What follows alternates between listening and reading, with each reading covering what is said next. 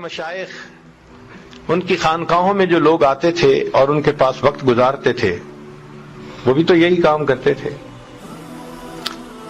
مشائخ چشت سبق کہتے ہیں اللہ حاضری اللہ ناظری اللہ معی. اللہ حاضر ہے، اللہ مجھے دیکھتا ہے، اللہ میرے ساتھ ہے. تو مقصود تو وہی ہے. تو یہ جو سبق سکھائے گئے ان کا بنیادی مقصد کیا تھا کہ دل میں اللہ تعالی کے استحضار کو پیدا کر دینا. جب یہ استحضار پیدا ہو گیا پھر انسان گناہ نہیں کر سکتا، پھر گناہوں سے جان چھوٹ جاتی ہے، پھر گناہ کی طرف آنکھ اٹھا کے بھی نہیں دیکھتا انسان. ایسے اس کے دل کی کیفیت ہو جاتی ہے. چنانچہ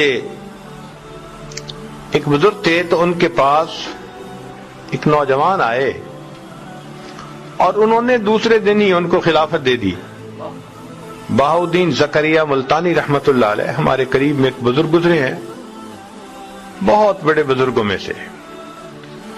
تو جب ان کو خلافت مل گئی تو باقی جو وہاں پرانے رہنے والے لوگ تھے ان کو عجیب لگا. تو ان میں سے ایک دو نے حضرت سے بات کہی کہ حضرت ہمیں تو اتنے سال گزر گئے یہاں آئے ہوئے، ہم پر تو یہ رحمت کی نظر نہ اٹھی، اور وہ تو 2 دن پہلے آیا اور اس کے اوپر اتنی مہربانی. حضرت ہم بھی تو پڑے ہیں راہوں میں. جب اس نے یہ بات کی تو شیخ نے کہا کہ اچھا میں تمہیں اس کا جواب کسی وقت سمجھاؤں گا. اب 2-4 دن گزر گئے تو کرنے والے بھی بات بھول گئے تھے.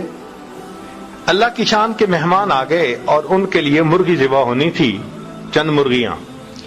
تو حضرت نے وہ معترضین جو تھے نا ان کو بلایا اور ان کو مرغی بھی دی اور ان کو چھری بھی دی، اور اس بندے کو بھی دی مرغی اور چھری. اور ان 4-5 جو بھی تھے ان کو کہا بھئی جاؤ ان کو ایسی جگہ ذبح کر کے لاؤ جہاں کوئی نہ دیکھتا. وہ لوگ گئے، کوئی دیوار کے پیچھے بیٹھ کے ذبح کر رہا ہے، کوئی درخت کے پیچھے بیٹھ کے ذبح کر رہا ہے، سب ذبح کر کے لے آئے. تھوڑی دیر کے بعد وہ نوجوان آیا تو دیکھا کہ مرغی بھی زندہ ہے اور آنکھوں میں آنسو بھی ہے. تو شیخ نے پوچھا کیا ہوا؟ حضرت آپ نے شرط لگائی تھی ایسی جگہ ذبح کرو جہاں کوئی نہ دیکھتا ہو، میں جہاں بھی گیا میرا پروردگار مجھے دیکھ رہا تھا.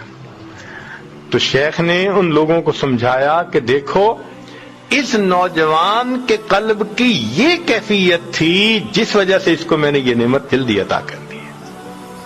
تو اس ذکر اور مراقبے کا بنیادی مقصد یہی کہ ایمان مضبوط ہو جائے، پھر انسان کی زندگی گناہوں سے پاک ہو جاتی ہے. آج چونکہ ہم محنت نہیں کر رہے، آج گناہوں کا کرنا بہت آسان بن گیا. اب آپ یہ نہ سوچئے کہ یہ ایمان مل گیا تو بس انسان عورت سے متعلقہ گناہ سے بچ جائے گا. نہیں، سارے گناہوں سے بچ جائے گا.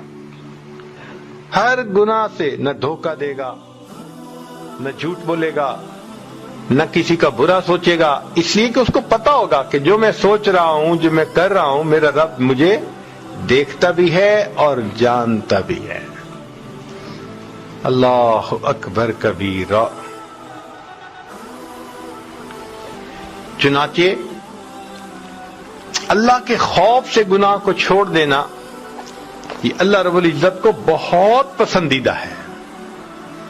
اور یہ احساس دل میں ہونا کہ مجھے قیامت کے دن جواب دہ ہونا پڑے گا، انسان پھر کوئی ایسا کام نہیں کرتا. کتابوں میں لکھا ہے کہ امیر شاہ ایک علاقے کا بادشاہ گزرا ہے، اس نے تفریح کا پروگرام بنایا کہ میں جنگل میں جاتا ہوں اور شکار کھیلوں گا. اس کے ساتھ پولیس بھی تھی. 3 دن اس کا وہاں سٹے تھا. اب پولیس والوں کو ایک گائے وہاں نظر آئی جو چر رہی تھی، تو انہوں نے دل میں سوچا کہ بھائی کوئی اس کا مالک تو قریب نظر نہیں آتا، تو یہ شاید بغیر مالک والی گائے ہے. انہوں نے اس کو ذبح کر لیا پکڑ کے اور اس کو گوشت بھون کے کھا لیا. وہ گائے تھی ایک بوڑھی عورت کی. جب گائے واپس نہ آئی شام کو تو وہ اپنی کوٹھری سے نکلی ڈھونڈتے ڈھونڈتے پتہ چلا کہ جی گائے تو پولیس والوں نے کاٹ دی، ذبح کر دی اور کھا بھی لی۔ تو اس نے کہا کہ جی میرا تو گزارا ہوتا تھا اس کے دودھ دہی پہ، اب آپ لوگوں نے اگر ایسا کیا تو مجھے پیسے دے دیں، میں کوئی اور گائے خرید لوں۔ انہوں نے پیسے بھی نہ دیے۔ اس نے کہا اچھا پھر مجھے بادشاہ سے ملاقات کروا دو، میں اس سے پیسے لے لیتی ہوں۔ تو انہوں نے کہا نہیں، ہماری نوکری چلی جائے گی۔ انہوں نے بادشاہ سے بھی نہ ملنے دیا۔ وہ بڑی پریشان کہ اب میں کروں تو کیا کروں۔ کسی سے اس نے مشورہ پوچھا تو انہوں نے مشورہ دیا کہ دیکھو بادشاہ نے 3 دن کے بعد واپس اپنے گھر جانا ہے، اور راستے میں ایک دریا پڑتا ہے اور اس کے اوپر ایک ہی پل ہے، دوسرا کوئی راستہ ہے ہی نہیں، تم وہاں چلی جاؤ۔ جب بادشاہ کی سواری پل سے گزرنے لگے تو تم کھڑی ہو جانا اور بادشاہ کو روک کر اپنی بات کر دینا، بادشاہ تمہیں گائے کی قیمت دے دے گا۔ وہ بڑھیا وہاں پہنچ گئی۔ اب تیسرے دن جب امیر شاہ اس جگہ پر آیا، اللہ اکبر، تو پل سے گزر رہا تھا، بڑھیا اٹھی اور اس نے اس کے گھوڑے کی لگام کو پکڑ لیا، کھڑا کر لیا۔ تو امیر شاہ نے پوچھا اماں کیوں میری سواری کو کھڑا کیا؟ تو اس پر اس بڑھیا نے کہا کہ امیر شاہ، میرا اور تیرا ایک معاملہ ہے، میرا اور تیرا ایک معاملہ ہے، یہ پوچھ رہی ہوں کہ اس پل پہ فیصلہ کرنا چاہتا ہے یا قیامت کے دن پل صراط پہ فیصلہ کرنا چاہتا ہے۔